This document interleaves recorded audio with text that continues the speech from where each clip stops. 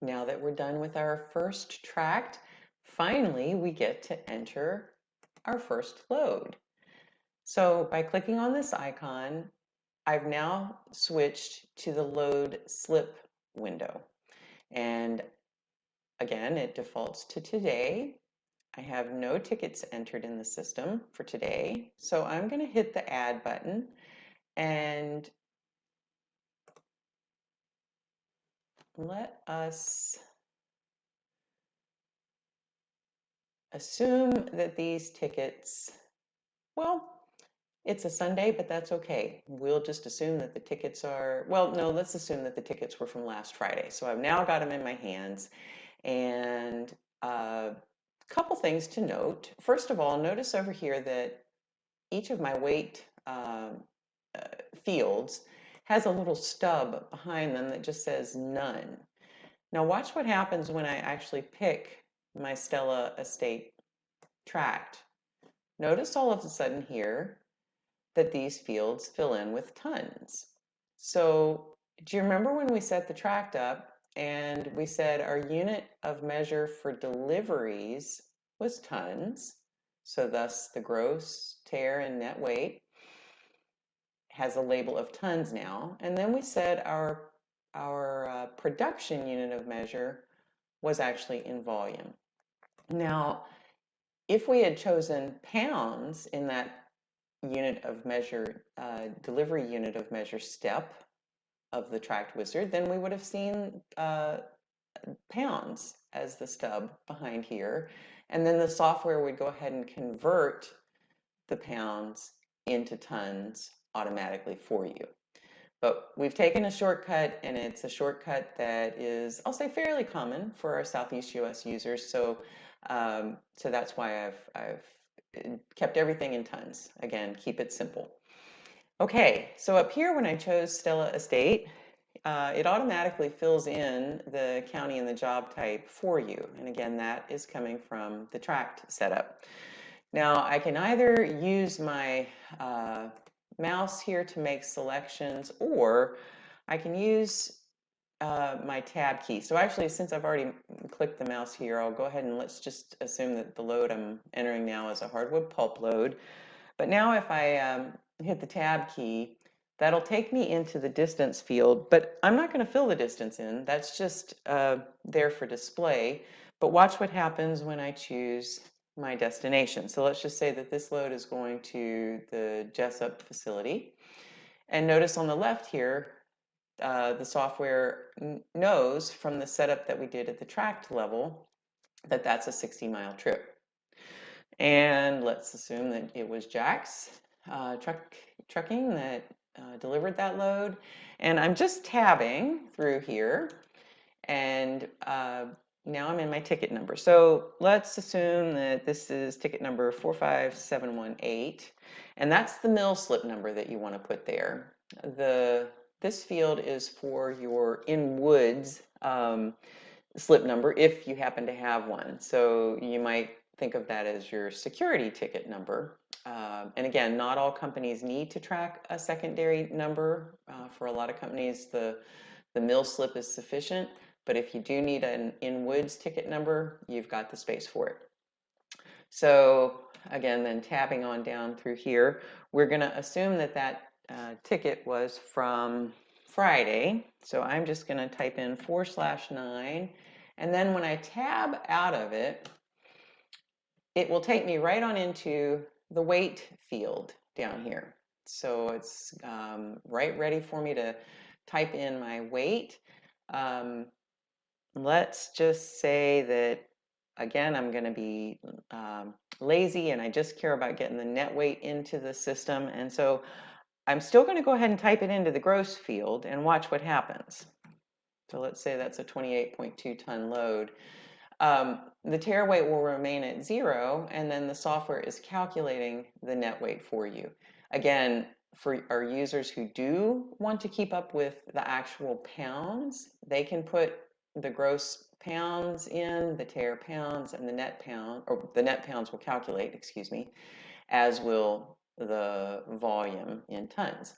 And again, the real reason that people might want to do that is if the mill that they deliver to penalizes them for overloads. So our software has a nice overload tracking feature in it, if that's something of relevance. But again, for this example, we're keeping it simple. So I have all the information, it looks like, that I need in my system for in order to save this ticket. So now I want to add the next ticket that I have in my hands. And I can either reach for my mouse and click the Save Ad button, or I can use Alt S. So you can see that the software is giving me a warning telling me that the time slip date, April 9th, is before the start date. And do I want to continue? Well, I do want to continue. All that's doing is it's telling me that when I first hit the add button from the ticket grid, I had left my dates set at April 11th. Well, April 9th is before April 11th, and the software wants to make sure that I really did intend to save this ticket outside of the date range that I had selected when I first started my ticket entry session. So that's all that's about, and I'm just going to go ahead and hit yes because I want to get a few more tickets in, and then I may say a word or two more about that whole checking process that the software is doing.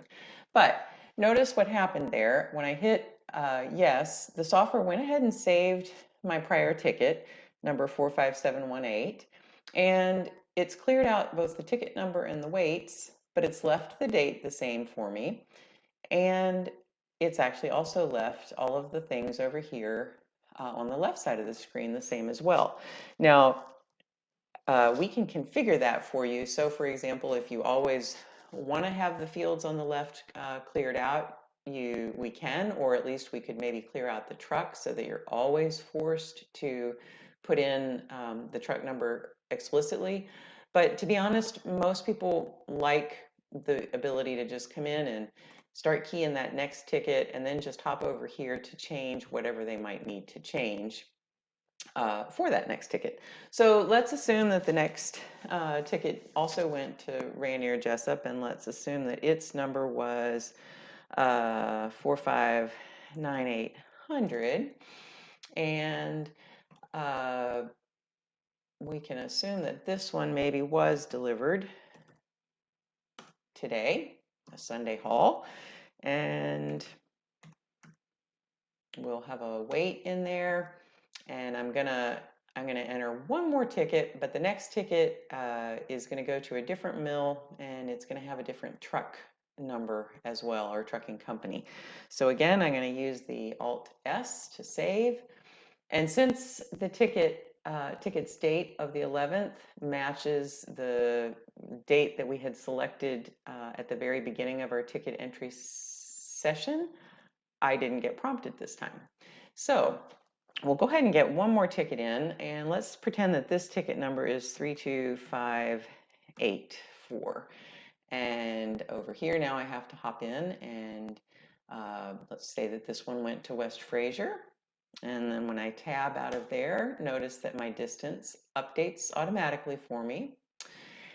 But let's say that this truck is hauled by a company called Lyles Trucking. Well, I don't have Lyles Trucking in here, but I do have this little Add New selector. So I'm going to go ahead and hit that, and it will allow me to enter a new truck right away. Now, of course, when I enter a new truck, I have to have that truck owned by someone, and I don't have Lyles Trucking Company set up yet. So we're going to come in and we're just going to call the company Lyle, but when we print out his settlement, we actually want it to have the whole company name. And I'm just going to leave all of the rest of this as the defaults.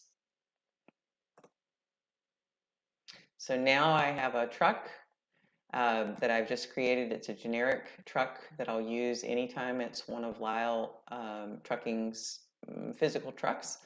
And I'm just going to click OK.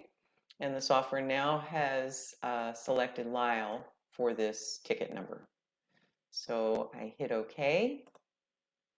And I return to my grid. And let me just update my date range here now so that I can see all the tickets that I entered. So here's my 3 tickets, and that wraps up our first ticket entry session.